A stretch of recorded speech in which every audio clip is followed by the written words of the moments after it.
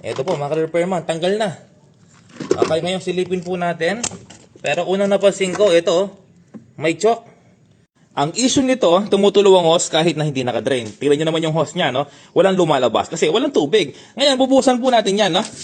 Marami na akong na-vlog na ganito kung paano ayusin at panoorin nyo po ito para may idea kayo. Ito isang automatic na Panasonic inverter, no?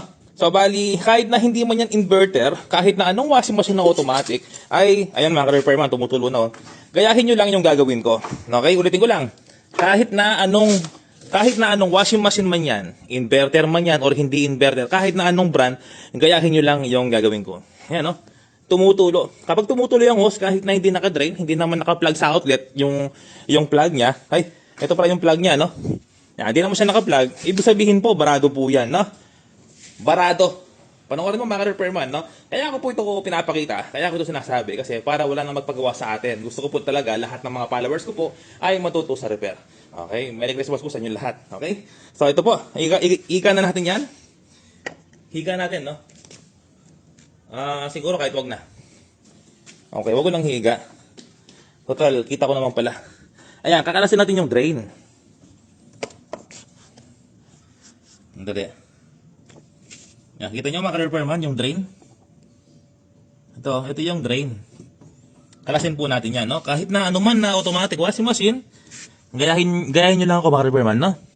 Hiniga ko na siya para madali po tayo. Ito po yung alisin natin. Ito yung kanyang drain motor. Kailangan natin alisin yan para hindi maputol yung plastic na umihila sa kanyang drain motor. Ito po siya, no? Okay, so tanggalin po natin yan. Huwag po kayong tamad mga ka-repairman, no? Kasi kapag hindi mo tinanggal yung kanyang drain motor, inalis mo lang ito, may possible na maputol, no? Okay, alisin po natin yan. Iba-iba yung sukat po niyan. May tornilyo, meron pong siyang nut. Ayan, no? Ang dali po mag-repair ng automatic washing machine, no? Mas gusto kong ginagawa yung mga automatic washing machine kaysa manual. Kasi yung mga manual, nakakasawa na. Ayan, so bali ito po, no? Kalasin natin counterclockwise. Lahat ng pagtanggal ay counterclockwise lamang. Kung minsan may thread, kung minsan nakalock lang. Ito, nakalock po yan, no? Okay, so kailangan ko siyang bitawan. Ayan, nabitawan natin yung camera para...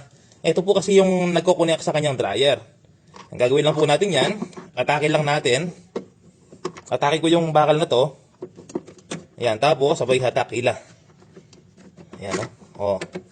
Ito po, mga ka-repairman, tanggal na. Okay, ngayon silipin po natin. Pero unang napansin ko, ito, may choke. May choke yung kanyang drain. Ay, yung kanyang rubber drain. Anong meron mga ka-repairman? Marami? Ayun, no? Ayun, may choke. Linisin natin. Ito yung nakuha natin, isang malaking choke. Tapos, ito po, ang dumi mga ka-repairman. Lininis ko pati rubber drain, pati yung loob. Ngayon, ang gagawin natin, kung paano mo tinanggal, ay ganun mo rin nilalagay. Okay, so bali ito po siya, yung kanyang drain motor. Tapos, unahin mong ipasok ito. Ayan, no? Diba talaga, kapag full demo tutorial, no? Nalaman po lahat, yung mga binablog po natin, no? Iyan, no? O, tapos, ilahin mo ulit to. Tapos, ipasok dito. Yan, medyo matigas nga lang, no? Yan, ipasok mo to. Ayan, pilitin mo lang, mga ka-repairman, mapapasok po yan. Ayun. Ayan, no? Tapos, dapat nakahulma po na parang hinahatak ito. Okay, tapos, ilalak mo ngayon dito. Ayan, ang pa-clockwise naman, no? Lock natin. Ayun, nakalock na. Ngayon, dalagay natin to, yung ating drain motor. Ito, meron 3 tornilyo po yan. Isasalpak mo lang kung paano mo tinanggal yung drain motor. Eto na, subukan na natin. Ipapakita ko muna yung hose niya, walang kabasa-basa. Tapos ibubuhos natin dito sa loob. Okay, kanina, nung pagbuhos po natin ay may tumulo.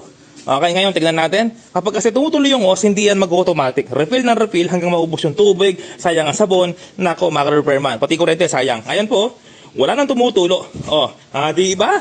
So kapag may tumutulo, dalawa yan. Coins or chalk ng powder na ginagamit mo. Okay?